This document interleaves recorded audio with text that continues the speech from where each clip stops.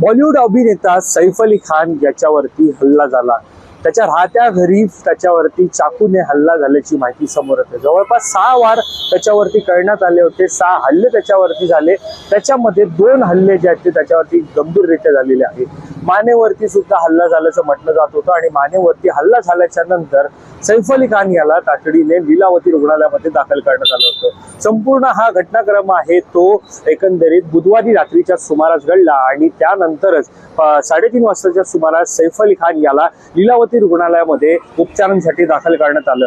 मी सध्या लीलावती रुग्णालयाच्या बाहेरील परिसरामध्ये उभा आहे आणि लीलावती रुग्णालयामध्ये सध्या सैफ अली खान वरती उपचार जे आहेत ते सुरू होत आहे। उपचार सुरू असताना सध्या माहिती जी समोर येते, अपडेट जी समोर येते त्यानुसार सैफ अली खान हा आता डेंजर झोन मधून जो तो बाहेर आलेला आहे। सध्या तुम्ही जर सैफ अली खानच्या एकंदरीत घराची दृश्य सुद्धा आपण दाखवली। त्यानंतर आता सध्या आपण लीलावती रुग्णालय परिसरामध्ये आहोत आणि लीलावती रुग्णालयामध्ये जर आपण पाहिलं तर या ठिकाणी पोलिसांचा सुद्धा कडेकोट बंदोबस्त असल्याचं आपल्याला पाहायला मिळत आहे। ज्या ठिकाणी लीलावती रुग्णालयामध्ये एंट्री दिली जाते त्या परिसरामध्ये सुद्धा पोलिसांचा बंदोबस्त जो आहे तो आपल्याला पाहायला मिळत आहे।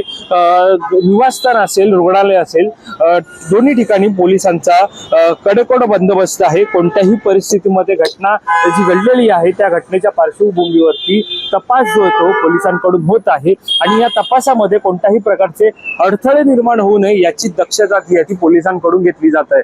ज्या प्रकारे आपण पाहत आहोत की सैफ अली खान या रुग्णालयामध्ये उपचार सुरू आहेत, ते आहे लीलावती रुग्णालय आणि आता त्या रुग्णालयातूनच एकंदरीत सैफ अली खानच्या टीम कडून जी ती माहिती जी आहे ती समोर आलेली आहे ती म्हणजे सैफ अली खान जो आहे तो आता डेंजर झोन मधून जो आहे तो बाहेर आलेला आहे। डॉक्टरांच्या निगराणाखाली तो आहे। याशिवाय जर आपण पाहायला गेलं तर सैफ अली खानच्या कुटुंबातील नागरिक सुद्धा जे आहेत त्या कुटुंबातील मेंबर सुद्धा जे आहेत ते सेफ असल्याची माहिती जी आहे ती त्यांच्या टीम कडून देण्यात आलेली आहे।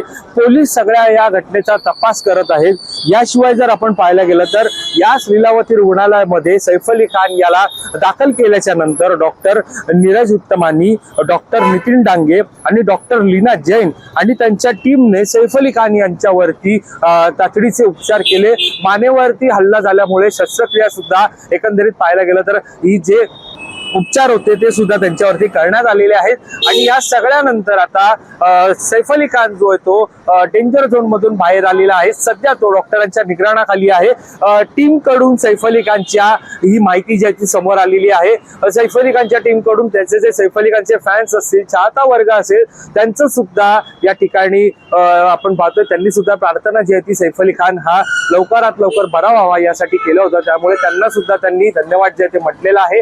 हा मेसेज जो तो सैफ अली खानच्या टीम कडून समोर आलेला आहे। लीलावती रुग्णालयामध्ये सध्या सैफ अली खान हा उपचारासाठी आहे, त्याच्यावरती उपचार जे ते केले जात आहे, डॉक्टरांच्या निगराणाखाली आहे। साधारणतः आपण पाहिलं तर बुधवारी रात्री 2:30 वाजताच्या सुमारास हा सगळा प्रकार जो आहे तो घडला। राहत्या सैफ अली खानच्या निवासस्थानी हा जो आहे तो प्रकार घडला। सद्गुरू शरण हे जे इमारत आहे त्या इमारतीच्या 12व्या मजल्यावरती सैफ अली खान राहत होता आणि राहतो त्याच घरामध्ये हा सगळा प्रकार जो तो घडला आणि त्याच्यानंतर त्याला रुग्णालयामध्ये दाखल करण्यात आलं। सध्या निवासस्थानाबाहेर पोलीस जे आहेत ते दाखल झालेले आहेत। पोलिसांचे एकंदरीत 7 तुकड्या या सगळ्या प्रकरणामध्ये तपास करत आहेत। त्यामुळे आता एकीकडे सैफ अली खानच्या टीम कडून मेसेज समोर आलेला आहे तो म्हणजे सैफ अली खान सेफ झालेला आहे, डेंजर झोन मधून बाहेर आलेला आहे।